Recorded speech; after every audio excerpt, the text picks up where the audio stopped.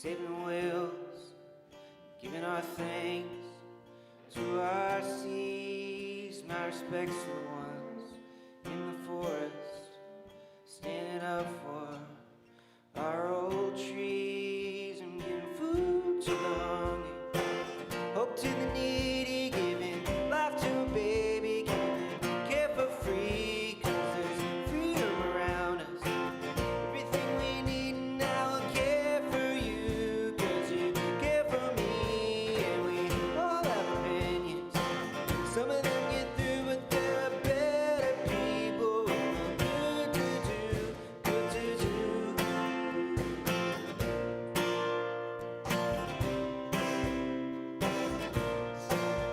What I have could be my message, but just some words from my heart. My respects to the ones making changes for all the lives they'll give their all, like giving food to the hungry, hope to the needy, giving life to a baby, giving care for free, 'cause there's freedom around us. Everything we need now will care for you, 'cause you care for me, and we all have opinions. Some of them get through, but they're better people with more good to do, good to do.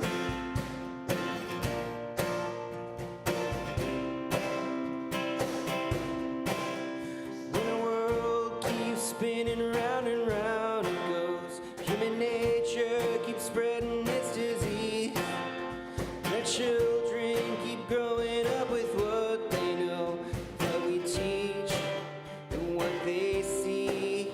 But it's only a question of the time we have and the lives that our children need. 'Cause they can only keep growing up with what they know and what we teach and what they see, like giving food to the hungry, hope to the needy, giving life to a baby, giving care for free, 'cause there's freedom around us. We need it and we care for you, 'cause you care for me, and we all have opinions. Some of them get through, but they're better people with more good to do, good to do.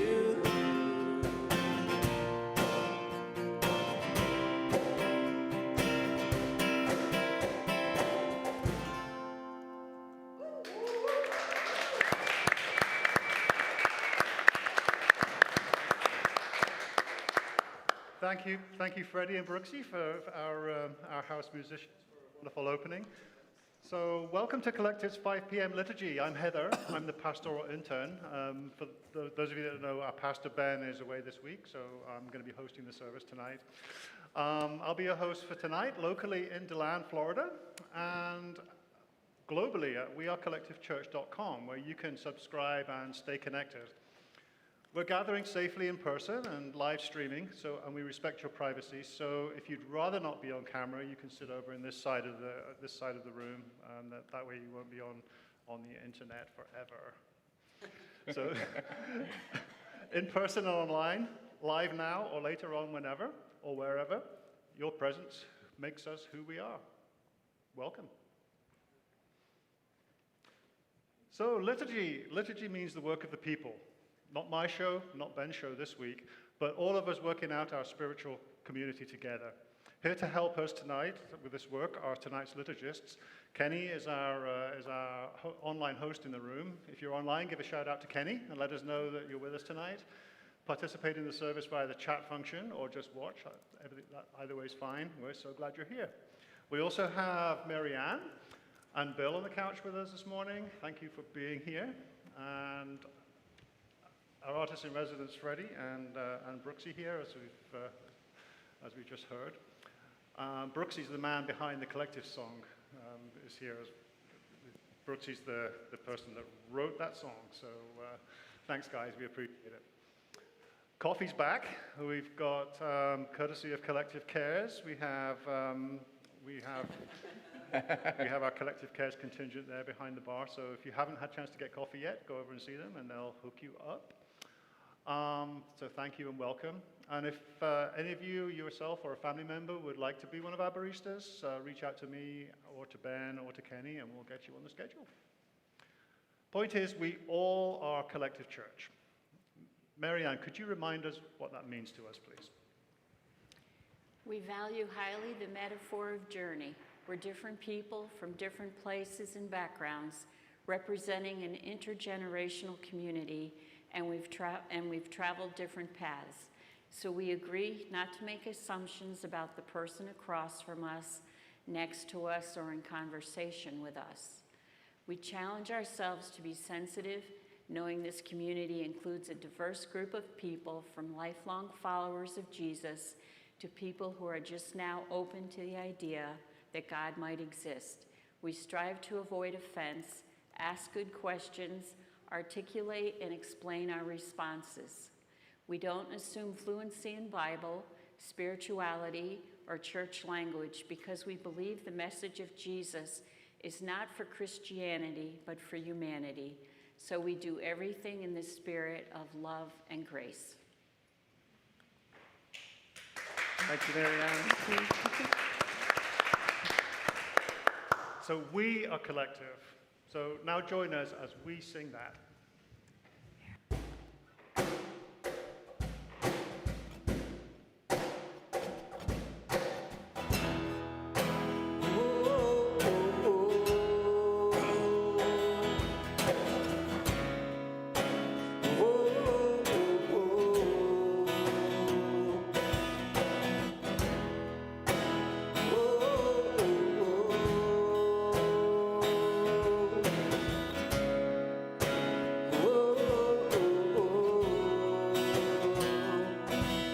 Travel different paths. We're beautiful people with messy pasts, so have no fear, no judgment here. Whether you believe in Jesus or don't believe in anything, something you can teach us. You belong. No right, no wrong.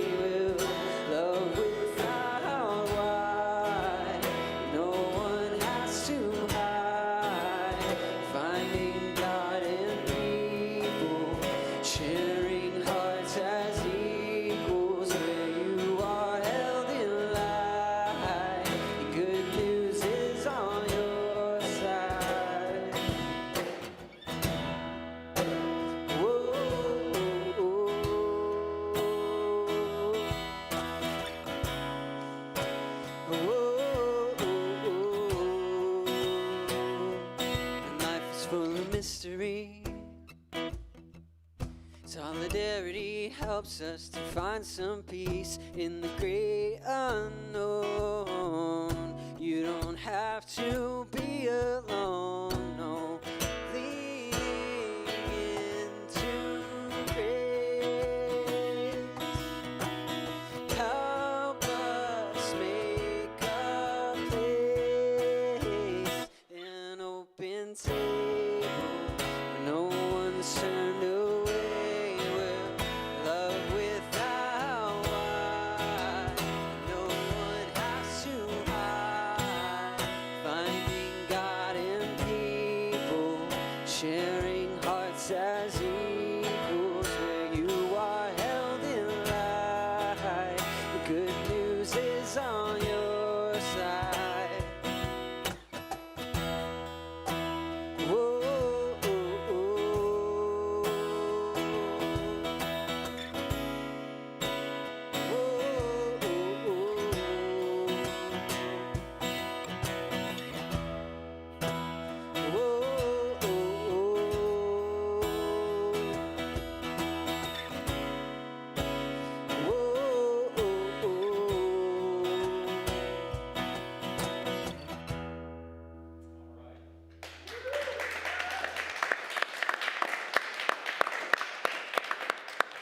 Thank you, guys.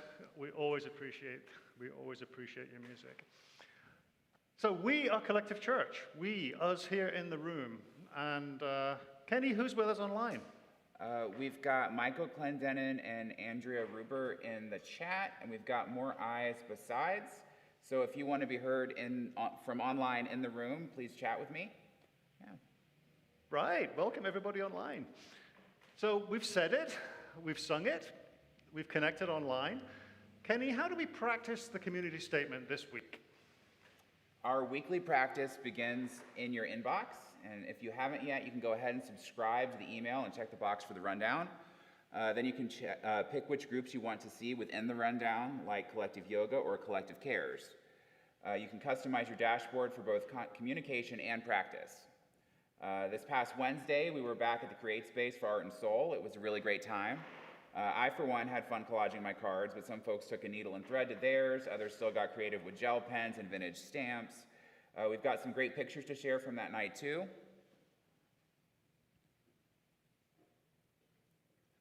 Some of you that are in the room now were in the room then, too.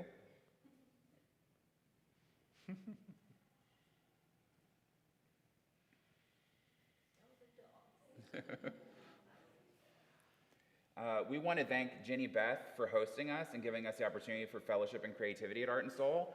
But just because one event has passed, that doesn't mean we won't have the chance to send a little kindness our neighbor's way.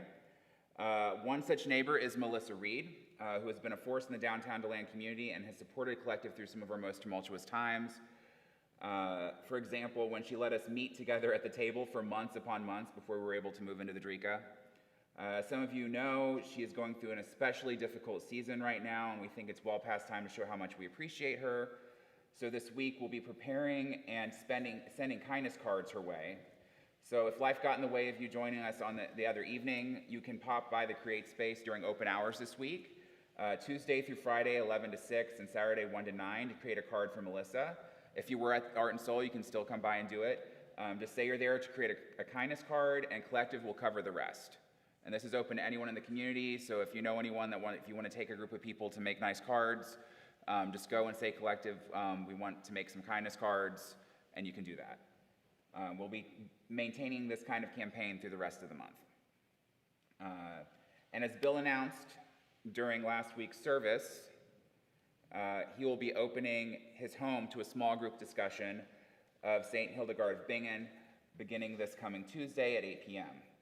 Because Bill is here with us, we're going to give him a moment to share his elevator pitch for the group with the room. Further details are already posted in the Facebook event, the first two of which are live right now. In the future, news about short-run seasonal groups, like this, where it's like maybe 7 weeks long in someone's home, they will live on Facebook and in the liturgy, like when I do the rundown. Bill, can you tell us more about this special group? Sure, absolutely. My elevator pitch is show up. But, you know, Joy and I are here basically because we really see Collective as a trailblazing group of people. And Hildegard can really be a trail guide for us. We're hosting this 7-week group, and it's going to be moderated mainly by Matthew Fox online. Why, you may ask, or what could we learn from a lady from 900 years ago? A lot. Hildegard was an outspoken woman in a time when women were considered less than second-class citizens. Popes, kings, bishops, a lot of rulers sought out her advice. She was a writer. She was a composer, a philosopher, a Christian mystic, a Benedictine abbess, which is basically she's in charge of a lot of female monks. She was a healer, an artist, a feminist, a student of science, and in short, a shaman. She's known as the grandmother of all creation mystics. She rebelled against the patriarchy of the church even back then, and society. She asserted that God is both male and female. And she also said God exists in all creation. She was ignored for centuries after her death. And today she's being recognized for her huge contributions to developing both healthy masculine and feminine images, but also in understanding our relationship with the earth, and a lot more than that. We're going to be focusing on how her wisdom speaks to the issues that we're facing in our 20th century today, 21st century today. Shows you how old I am. She maintained that the defiling of the natural world is mirrored by an inner drying up of our souls. Her wisdom can help us break the cycle of greed and destruction that's trying to destroy Mother Earth. Where did she get this wisdom? She got her wisdom from her experience of art as meditation. Each week, Matthew Fox will encourage you to consider the artistic dimensions of her teachings in her music, her painting, her gardening, her poetry, healing arts, and her connection with the universe.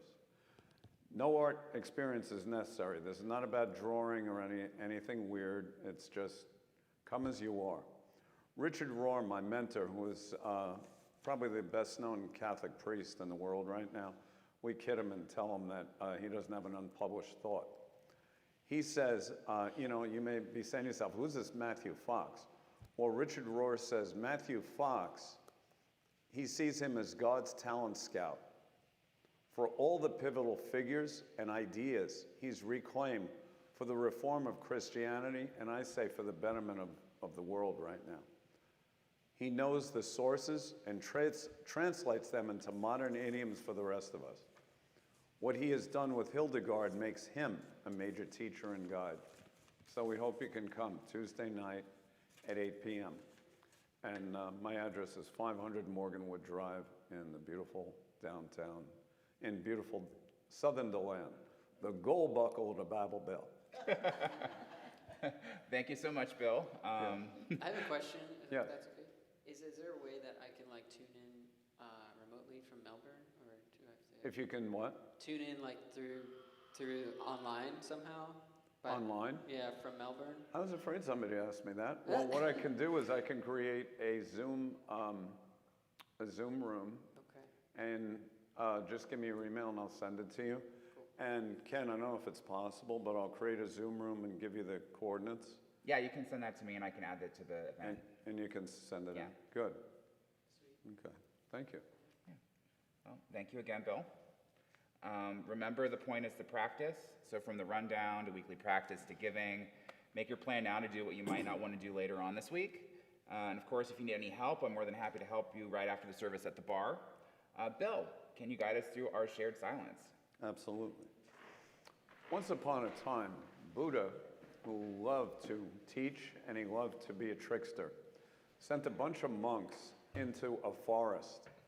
This forest was indwelled with forest spirits, and they resented the monks being in there praying. So they showed up as ghoulish, screaming, smelly characters to chase the monks out. They did a good job, and the monks ran out. And they ran over to Buddha and they said, we went in there trying to meditate, and these tree spirits, they scared us. They chased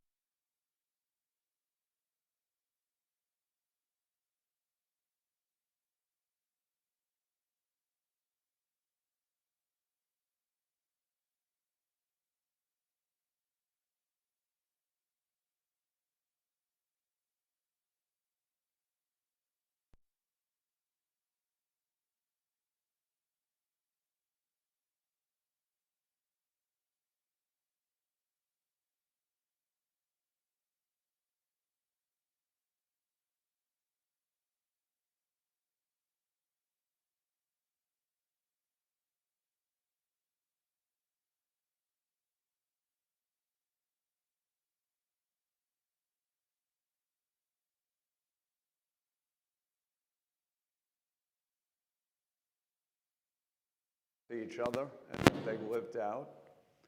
And they started to be there for the monks and serve them and encourage them to come back. So you may say, what is this mystical, magical prayer? Well, it's called metta. And the Buddha taught that a mind that is saturated with loving kindness, which is what metta means, cannot be overcome by fear in any way, shape, or form. Metta is the sense of love that is not bound to desire. It does not have to pretend that things are other than the way they are. It overcomes the illusion of separateness, of not being part of a whole. Thereby, metta overcomes all states that accompany the fundamental error of separateness, fear, alienation, loneliness, despair, all the feelings of fragmentation. In place of these, the genuine realization of connectedness brings unification, confidence, and safety. The loving mind can observe joy and peace in one moment and then grief in the next moment, and will not be shattered by the change. A mind filled with love can be likened to the sky. Let the sky remind you of this prayer. It's got a variety of clouds moving through it, some light and fluffy, others ominous and threatening, like the ones we saw driving in today. No matter what the situation, the sky is not affected by the clouds. It's free. So what is this prayer? If you're not already comfortable, please put both feet on the floor and just be comfortable. And just be aware of your breathing. Be aware of the fact that you're breathing in and breathing out. And just repeat after me. May I be safe. May I be safe. I can hear you. May I be safe. May I be happy. May I be happy. May I be healthy. May I be healthy. May I dwell in peace. May I dwell in peace. May we be safe. May we be safe. May we be happy. May we be happy. May we dwell in peace. May we dwell in peace. May every person, place, or thing in the universe be safe. May every person, place, or thing in the universe be safe. That includes all animals. All animals. May they be happy. May they be happy. May they be healthy. May they be healthy. May they dwell in peace. May they dwell in peace. Let's take some time in silence.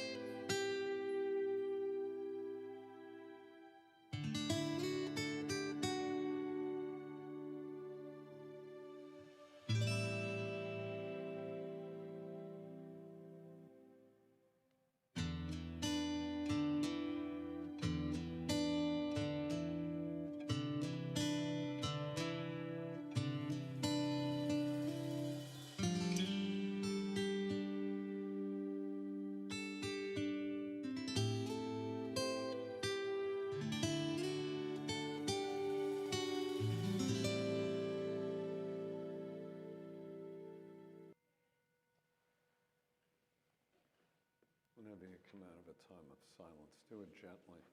And if anybody's interested in metta, which means loving kindness, strongly recommend this book. It's called Loving Kindness, The Revolutionary Art of Happiness by Sharon Salzberg. She's an excellent Buddhist teacher.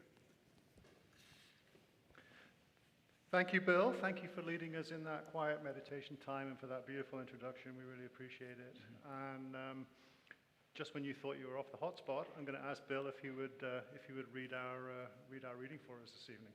Sure. This is a reading from Luke chapter 10, verses 25 to 37. On one occasion, an expert in the law stood up to test Jesus. "Teacher," he said, "what must I do to inherit eternal life? What is written in the law?" And he said, "How do you read it?" Jesus answered, "Love the Lord your God with all your heart, with all your soul, and with all your strength, and with all your mind, and love your neighbor as yourself." "You have answered correctly," Jesus replied. "Do this, and you will live." But he wanted to justify himself, so he asked Jesus, "And who is my neighbor?" In reply, Jesus said, "A man was going down from Jerusalem to Jericho when he was attacked by robbers. They stripped him of his clothes, beat him, and went away, leaving him half dead. A priest happened to be going down the same road, and when he saw the man, he passed by. He passed by on the other side. So too a Levite, when he came to the place and saw him, passed by on the other side. But a Samaritan, as he traveled, came where the man was, and when he saw him, he took pity on him. He went over to him and bandaged his wounds, pouring on oil and wine. Then he put the man on his own donkey,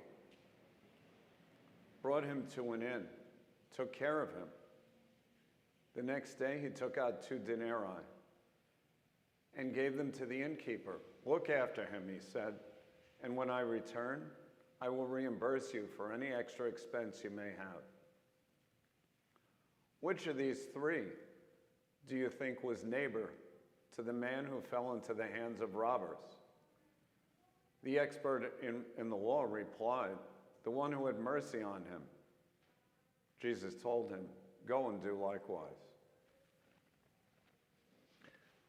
Thank you, Bill.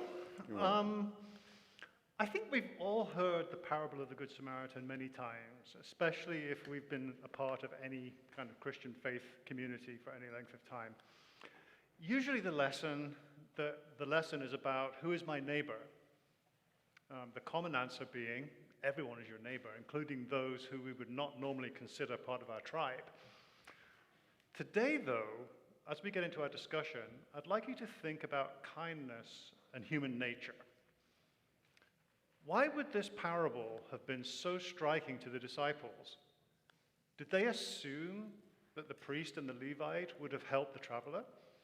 Did they expect that the Samaritan would have been the one to pass by on the other side of the road? Why might they have thought that? Was their view about human nature the same as ours? Do we make the same assumptions that they might have made? So, our discussion today, we're going to split off and have discussion in the room real quick and online if you're on the chat. Please feel free to contribute. But the question I want you to ask is human nature basically self-serving, or is it basically altruistic? Are we built to serve ourselves and survive, or are we built to help our community? And do we thrive better like that? So be kind and respect others' thoughts and opinions.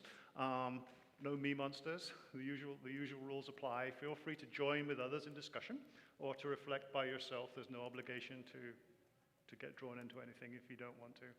Let's just spend maybe less than 5 minutes. Let's spend about 3 minutes in your groups, and then we'll come back into the room for a wider discussion.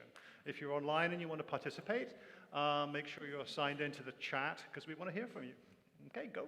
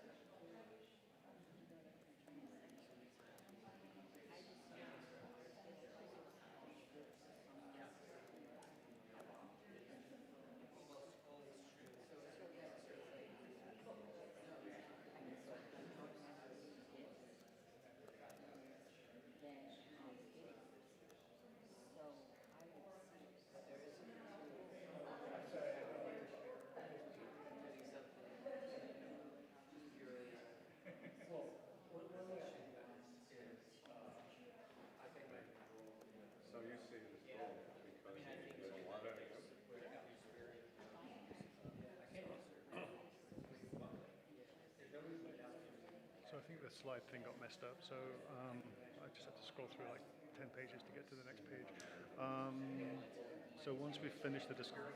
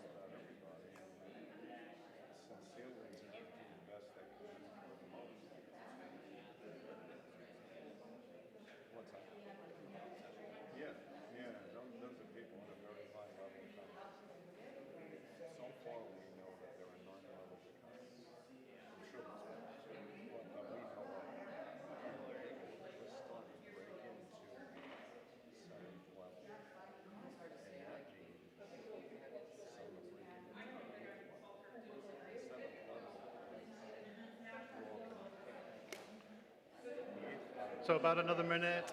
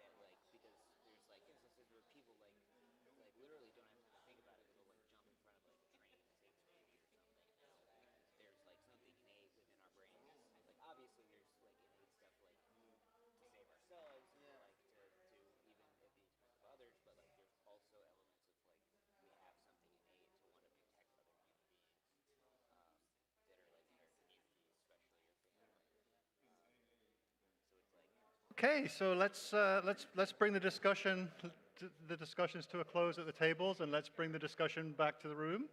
And while you're doing that, I'll ask Kenny what have we got online? It's kind of tumbleweeds right now. Not really any responses. Okay. I did share what I thought though, which was I think that I'm kind of torn. I tend to think that we're kind of a cocktail of self-serving and altruistic. It's not necessarily like a binary. It's more like a potentiality for both. Mm-hmm. Yeah. What does everybody else think? I think is that when you strip down all of societal influences, the basic tendency of humanity is that we tend to lean altruistic. When it is influenced by societal factors, like, for example, living in the late capitalist system of hyper-individuality, Yeah. would So- certainly swing it towards self-serving. So left to our own devices, do you think that we're altruistic, but Yes, then if- society makes us mean? If we were all hunter-gatherers, like next week, we'd probably all be altruistic. Interesting, you should say that. I think it depends on like the situation and the person at hand. Like I know I think humans tend to lean towards a combination of self-serving and altruistic because I have seen the good in people, but I've also seen like a lot of self-serving. Like I've seen like in different organizations like different things. Like people like companies doing this stuff to give back and I'm sitting here, I'm like, you people don't really care about this. Like you're just doing it to have a good PR, but like, look at us doing good for the community, even though our executives don't care at all about it. So Right, so Katie and Andrew were saying, for those online, if you can't hear it, But I feel that people like, for example, like the church or other organizations, they're only doing this, because they are scared that people are going to paint them as a selfish person, that they're not only doing it for themselves to help the people, they're only doing it because of other people frustrating them or people trying to see the good in them. Good people are trying to advise them to just help people out, but they're only doing it just to get this person off their back. so Andrew is saying that that people are often altruistic just for the optics, so that they can present a good image to other people. Yes. Yeah. David. Gonna be kind of negative here, I think. So that's not my intention. I have a 5-year-old and a 2-year-old, and there is not a lick of altruism in that age. And so if you're born completely selfish, and so that concept of my son will bring something to his sister, but so that he can get praise from us and I get to watch his show on TV first or get a popsicle. Like there's not I don't just see that altruistic stuff. My view on altruism, I used to think I was much more altruistic than I am. But I think in years of doing ministry, I was also gaining self-confidence. I was getting things back, so it's not true altruism if I am receiving something. And so I don't know that the concept of true altruism could exist. That's an interesting point. So, if for those that couldn't hear, David was saying that that he's noticed that his son will do altruistic things, apparently only to get something for himself, to get either to get right good things, so that he will get something for himself. And David was saying that in his experience, he's found that being altruistic often comes with that secondary agenda of getting something back yourself, whether it's feeling good about yourself or whether it's learning things or getting praise from society or whatever it is. Does that sound right? Yeah. Mm-hmm. I just finished a book that I borrowed from Jim related to why evil exists and why people do the bad things they do. And the author suggested that there is very central end of the circuit and set of areas in the brain that relate to empathy. And so I think it, and the monsters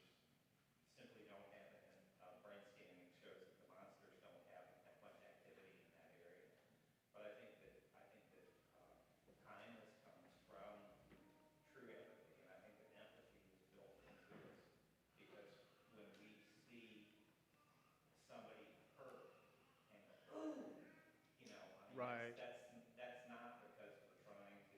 That's an instinctive reaction. Yes, Yep. yes. And Yep. so I really believe that, and I agree with what you said, that a lot of people may do things for the appearance of things. I was very touched a couple of years ago when Caitlin was saying, I think a lot of people, she brought up that bridge, and so I think a lot of people go on missions so that they can feel good about themselves and feel good to other people. Right. But I think that there really is built-in neural circuitry for empathy and kindness, and there's obviously built-in circuitry for grabbing what you can grab and get it. Right. So for those of you online that couldn't hear, Jay was basically saying that there are physiological parts in our brain that make us altruistic, and there are physiological parts that make us self-centered as well. So there's kind of both parts are there. So Dan, and then Jim, and then and then Bill, and then we'll wrap up. I think an example of people naturally having altruism, which reinforces what Jay said, is that you see people being empathetic in a crisis situation. You know, last year we had a tornado go through to land, and you saw people coming to the forefront to help those people. And I think it's because they identified it could have been them. And so they immediately had empathy and felt sorry, how would I feel if nobody helped me? And I'd love to help them because I could see them helping me. So there is a authentic altruism, but I think there's also people who can view themselves in a situation where people need help and can reach out to them. But it's funny because what Helena said I think is true too. I think in our society, I know many companies that I've worked for have their charities, and I always hated that feeling of pressure to be involved in those charities. But I also felt they were guilting me into being active in those charities because those particular charities were not where I wanted to put my energy. But I didn't want to appear selfish. So oftentimes my motivation was like everybody else, not truly altruistic. And I like to be authentic. And those things always bothered me working for companies, that pressure to be involved in their charities. Because those weren't necessarily the charities I believed in. Right, and I've noticed also, I've worked for some companies that will push their employees to donate to United Way or to some other charity, while at the same time paying the minimum wage and not giving them any benefits. So it's kind of, yeah, it's definitely a dichotomy there. Jim? I think people differ a lot in the sense of duty that they have. Like I'm thinking of a situation that you're on the beach and you see somebody drowning. Some people, I don't think they think about it. You know, I'm going to save this person to be a hero. That their thought is, I've got to do this. Right. And they don't care about the potential publicity. They don't care about their risk. And maybe the Samaritan was one of those people. It's like, you know, I don't care how inconvenient it is. I don't care if I'm going to get the disease from this person that's bleeding. Right. I've got to do it. And I'm not sure where that fits in terms of altruism, but I think people vary a lot. I mean, some people will be on the beach and they will calculate, you know, they will think about, I want to do this, and other people are in the water. Right. And some other people are afraid to help because they don't want to end up with liability. They're scared that they might do something wrong. So that's kind of another side to that. Bill, we're going to make Bill the last one. I think it's true that it's both, but it also depends on how high a level of consciousness a person's on. People on low levels of consciousness, very self-centered. The higher the level of consciousness, the more people care about themselves, but also others. With the rare exception, maybe not so rare, of psychopaths, antisocials, borderlines, narcissists, and who am I forgetting? And psychopaths, who have no conscience. and they're devoid of empathy. So for those, well, you probably could hear Bill because he's got a microphone on, but Bill was saying that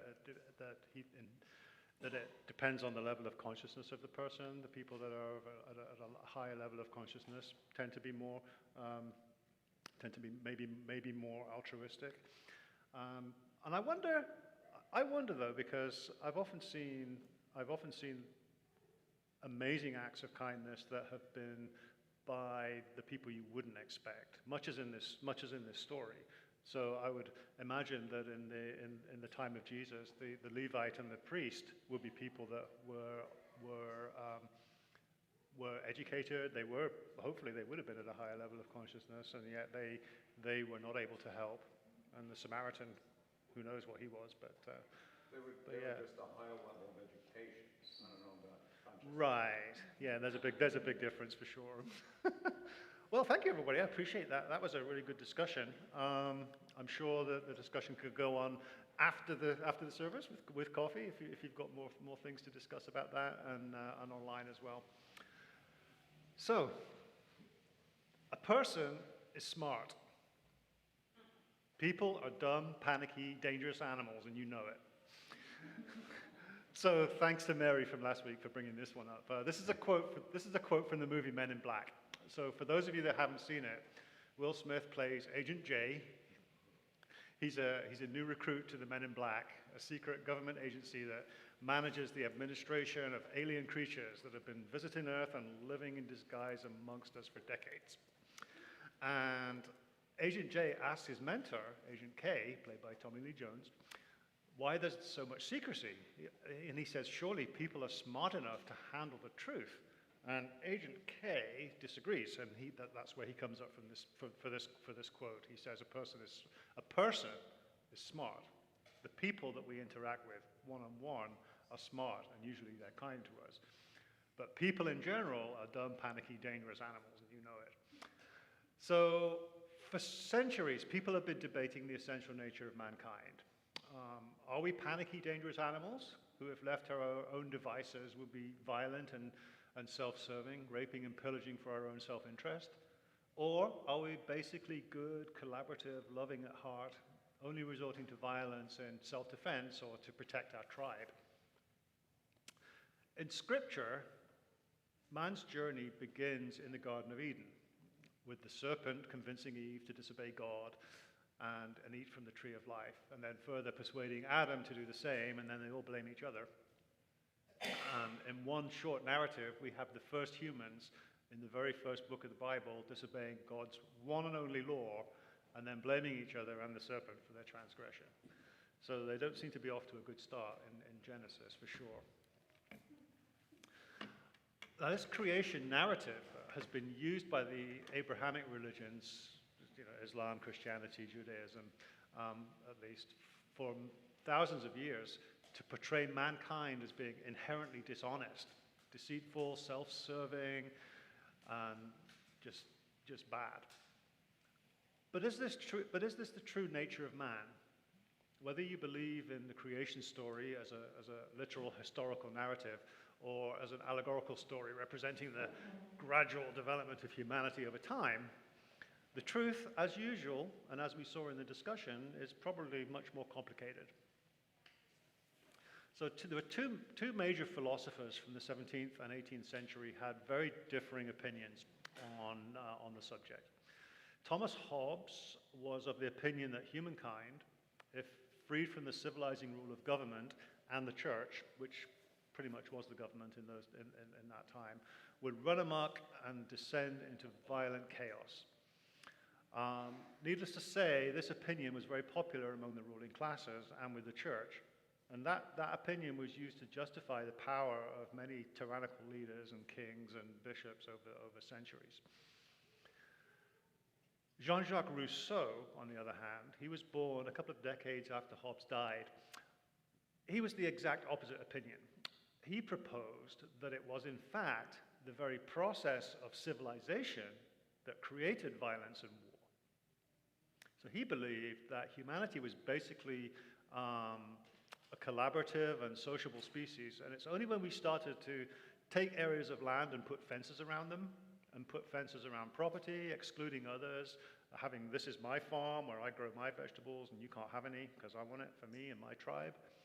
That's when these inequalities started to emerge.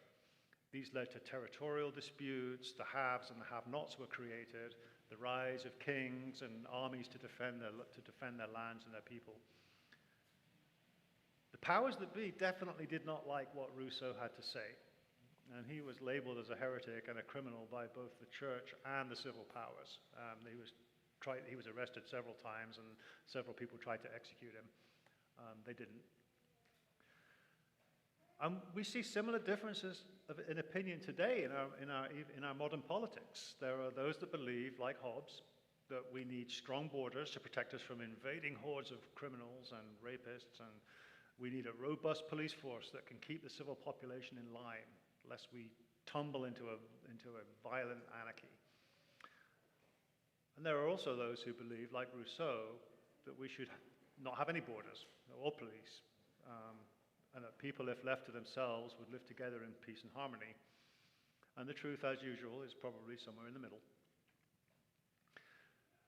So over the past 100 years or so, we've made massive strides in science, including psychology, archaeology, and anthropology.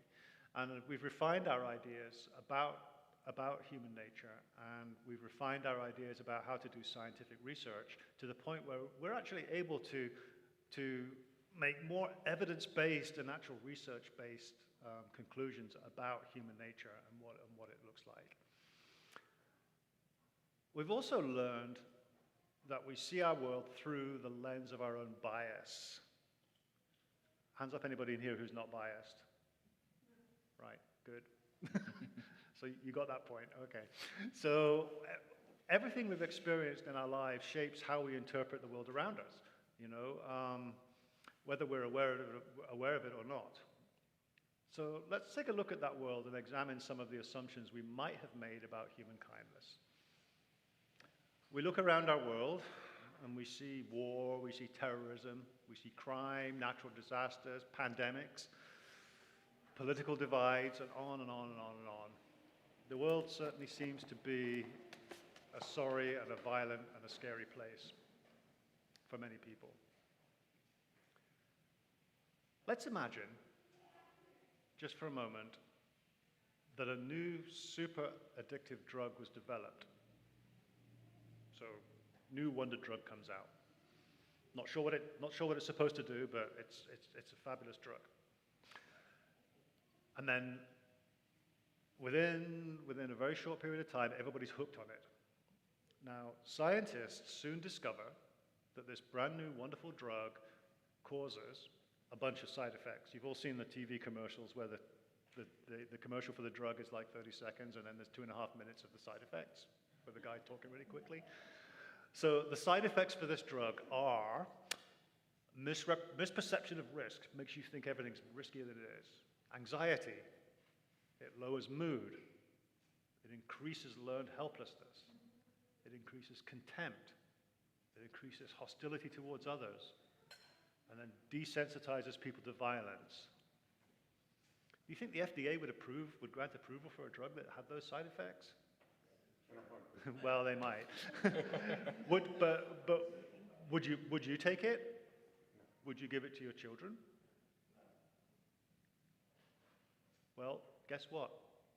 The answer to those last two questions, would you take it and would you give it to your children, is yes, because that drug is the news. As far back as the news, including social media. Jay's having a field day here. He's like, at last, they agree with me.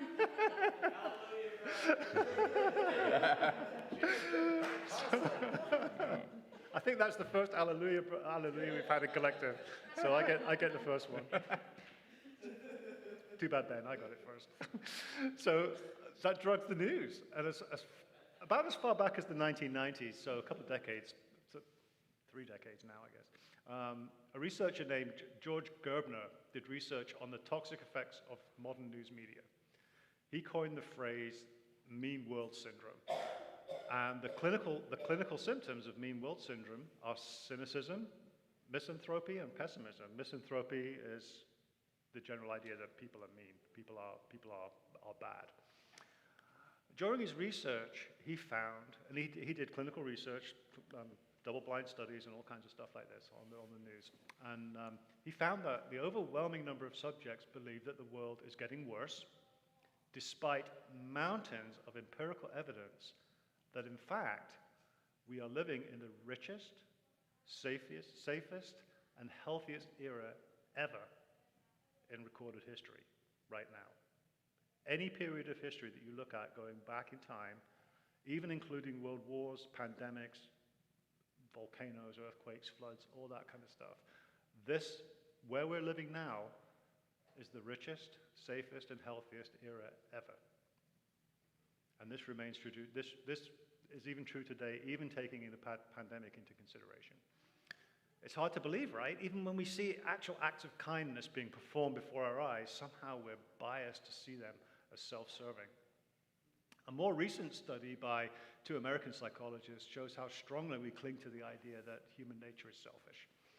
The researchers showed their test subjects situations where people were deliberately performing acts of kindness, returning a wallet found in a parking lot in a grocery store, helping an elderly person cross the street, feeding a homeless person, and these were set up deliberately to show nothing but altruistic acts. The test subjects overwhelmingly described the act as trying to show off or to feel better about themselves. Like Dave was saying, when people saw these acts, what they described was that person is trying to look good, he's trying to show off, he's only doing it to feel better about himself, regardless of the fact that these were scripted acts that were just genuinely being nice to people. They were designed that way. So why do we believe things are getting steadily worse? Well, that's because the news tells us so. The news is a for-profit industry, and the news is about the exceptional. You'll never see a headline reading, "The number of people living in extreme poverty is down by 137,000 just since yesterday." But you know what?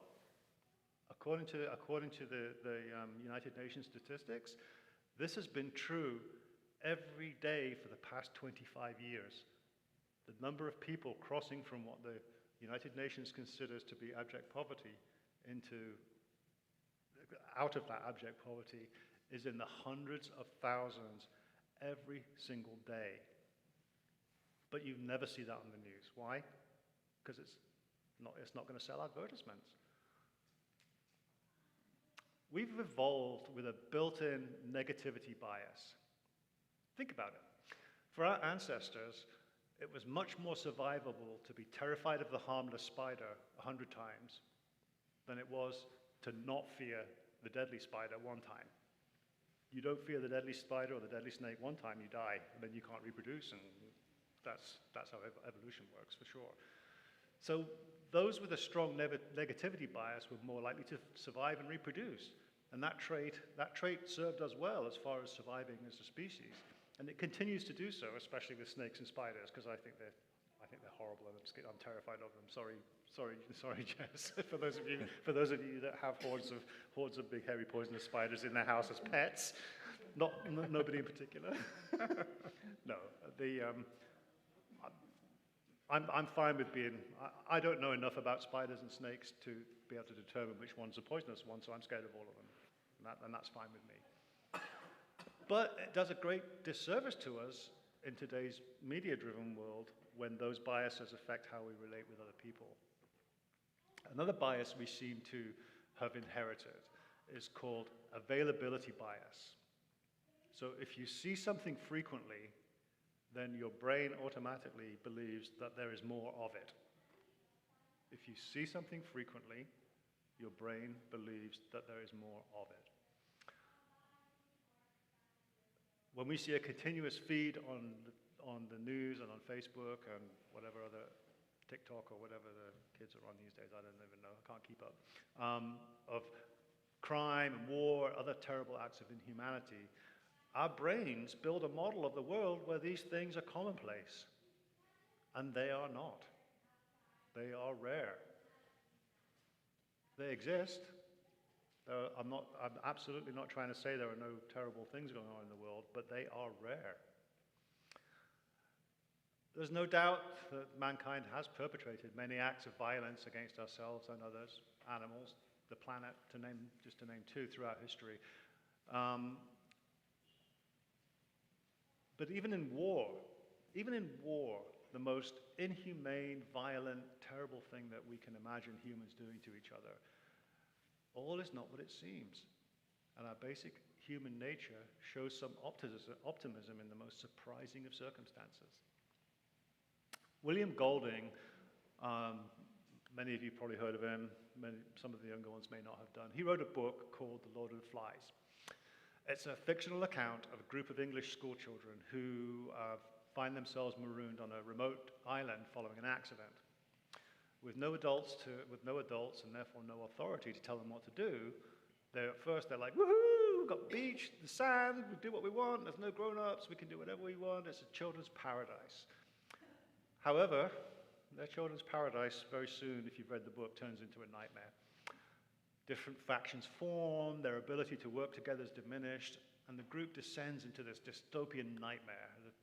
Some of the children are killed, and there's a lot of violence. It's a pretty gruesome book. I don't know why they made us read it in high school. I don't think it should be for children, but so many of us read that book in school, and it would be easy to imagine that happening just as Golding predicted. You know, those of us that have children, and like David was saying, you know, a lot of times they'll do anything to be able to do what they want and not be under parental control. But in actual fact, because that never happened, that was something Golding made up. He was a school teacher in England. But in actual fact, almost that exact scenario happened to a group of schoolboys from a South Pacific island in 1977. The boys got lost at sea after stealing. They got bored over the summer and they stole a fishing boat from the local fisherman who everybody thought was mean. So they thought they'd take his boat and go out for a joyride in it. Anyway, they ended up getting lost at sea. They got stranded and they found a remote island and they were stuck on this island for 15 months. And it was an uninhabited island, nothing on there.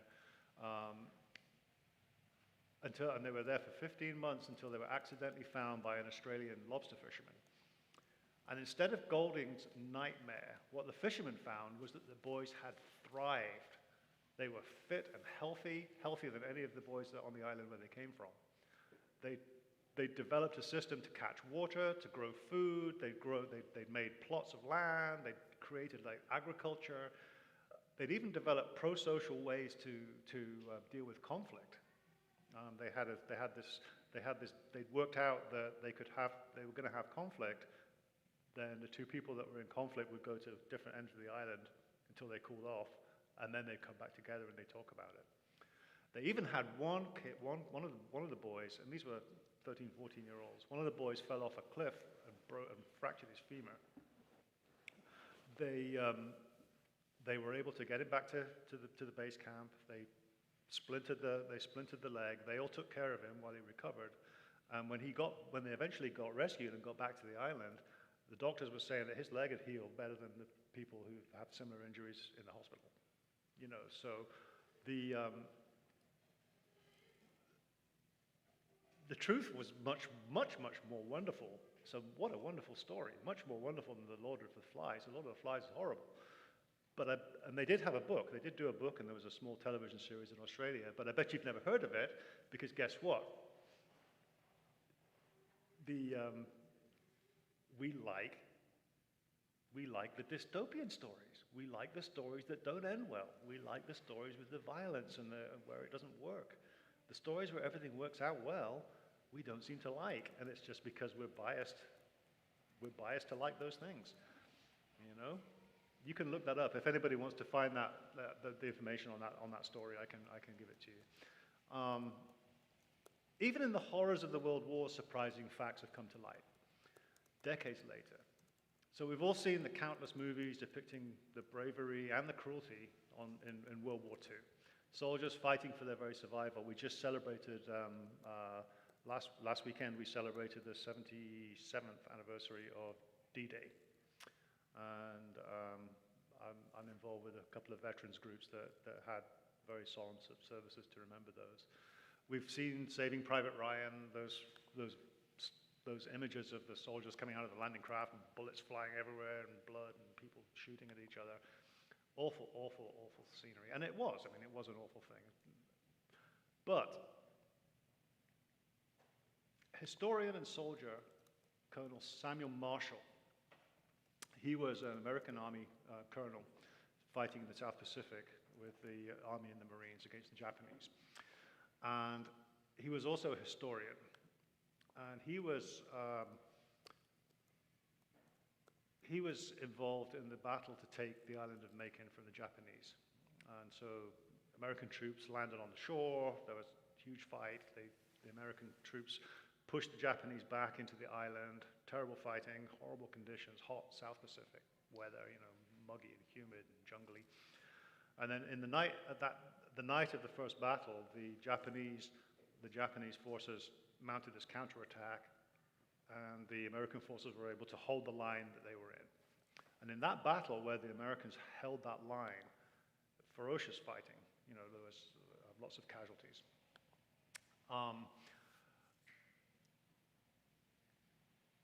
Eventually, the Americans obviously managed to secure the island and went on to be successful in the South Pacific.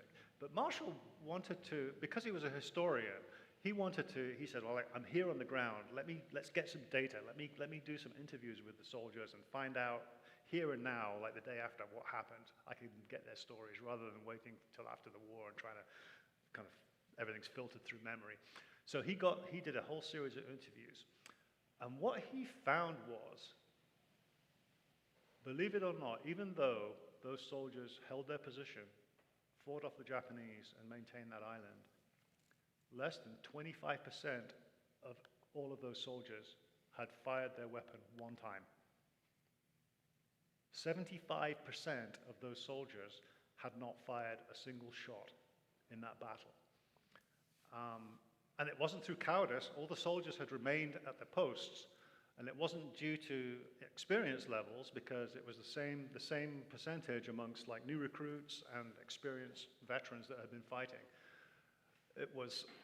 It turned out that even when fighting for their lives in a pitched battle with overwhelming forces, the overwhelming reluctance of humans to shoot another human being prevailed. And these are facts, you can look them up, and Marshall did his research, and you can look up the figures.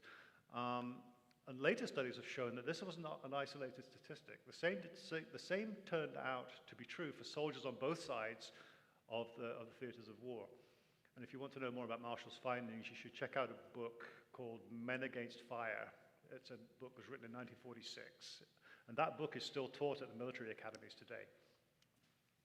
So the instinct to see unkindness everywhere, to be afraid of it, to be overwhelmed by it, is baked into our very DNA. But its prevalence and magnitude is not real. The magnitude of the horrors and the horrible things that we do as humans just isn't true. Humans are way more kind than we picture them, than we imagine them. Again, I'm not trying to say that the world, don't get me wrong, that violence and cruelty is a real thing. I'm not advocating that you walk through the world with careless abandon, post your social security number on the internet and answers to your security questions on Facebook, stop locking your door at night or leave your car unlocked. Prudence is necessary, of course, and it's healthy. All I'm asking is that you understand that the level of unkindness in the world is probably not what you perceive it to be. We must look for the kindness. In order to overcome these inherent biases, these built-in biases, we have to look for the kindness in the world with the same bias that we look for the unkindness.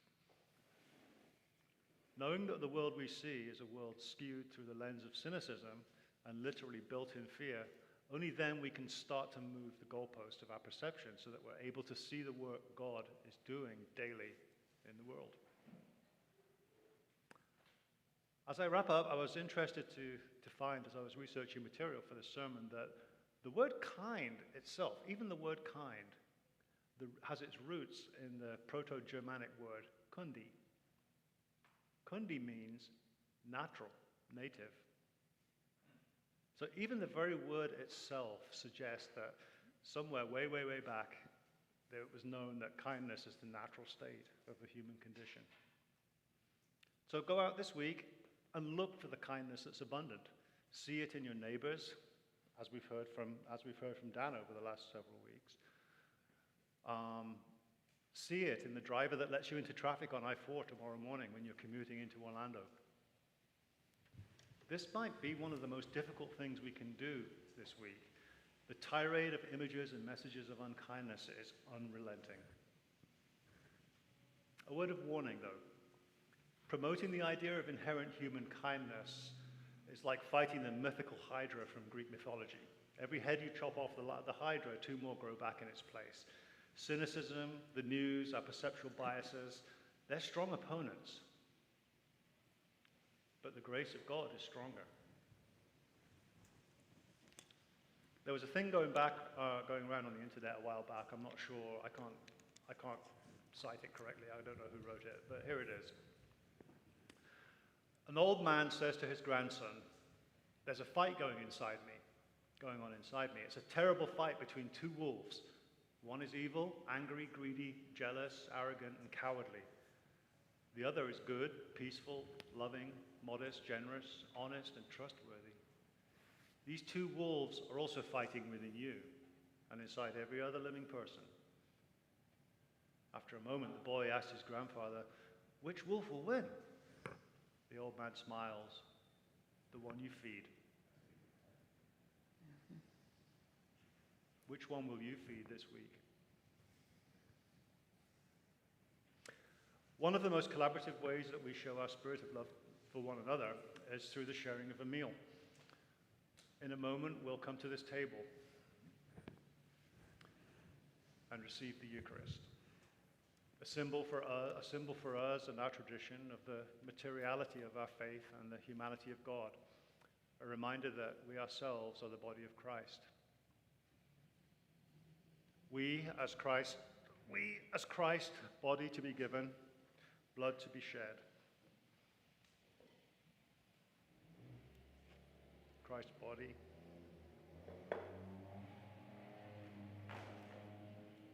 Christ's blood to be shed.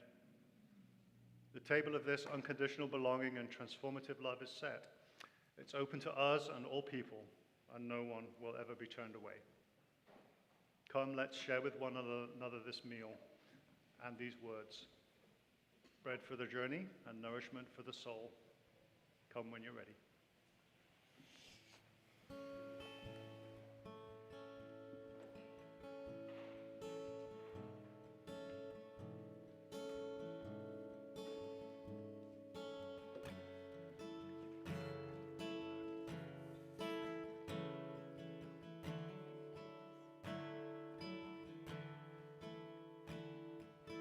Politics or love can make you blind or make you see, make you a slave or make you free, but only one does it all. It's giving up your life for the ones you hate the most. It's giving them your gown, they've taken your clothes. It's learning to admit when you've had a hand, setting them up, knocking them down, because love is not against the law. Love is not against the law. No, love.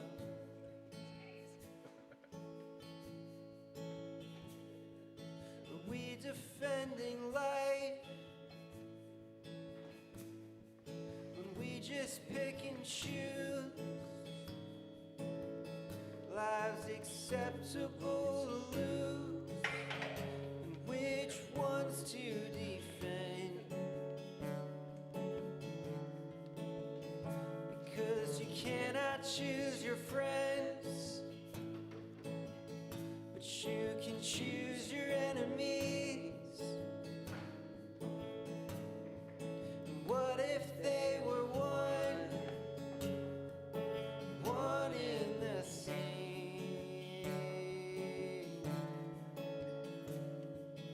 Could you find a way to love them both?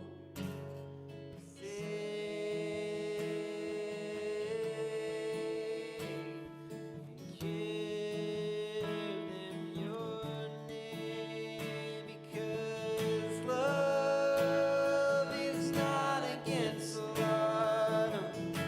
No. Love is not against the law. No.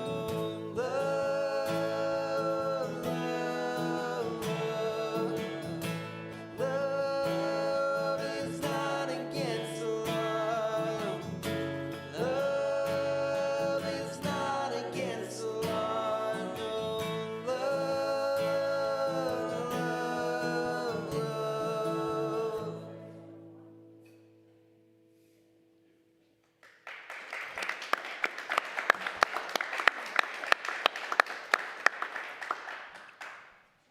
Thanks so much for joining us in person and online. Thanks again for making financial support a part of your practice too at collectivegives.com, and make your plan to stay connected at wearecollectivechurch.com. You can update your preferences to customize your engagement there. For benediction this evening, Marianne will be sharing her very own reflection on kindness. Take it away, Marianne.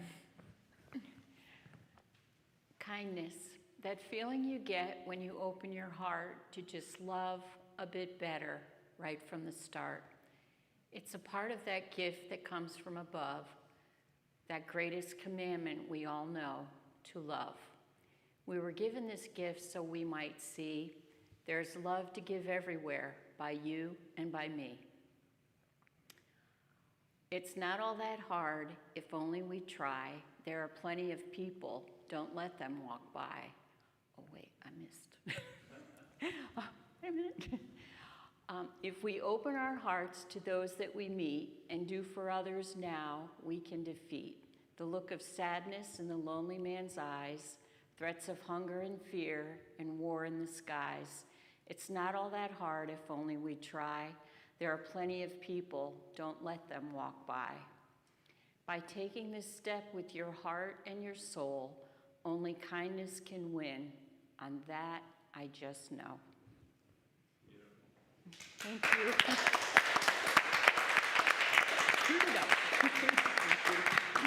Now let's bring our hands together as a symbol of our intention.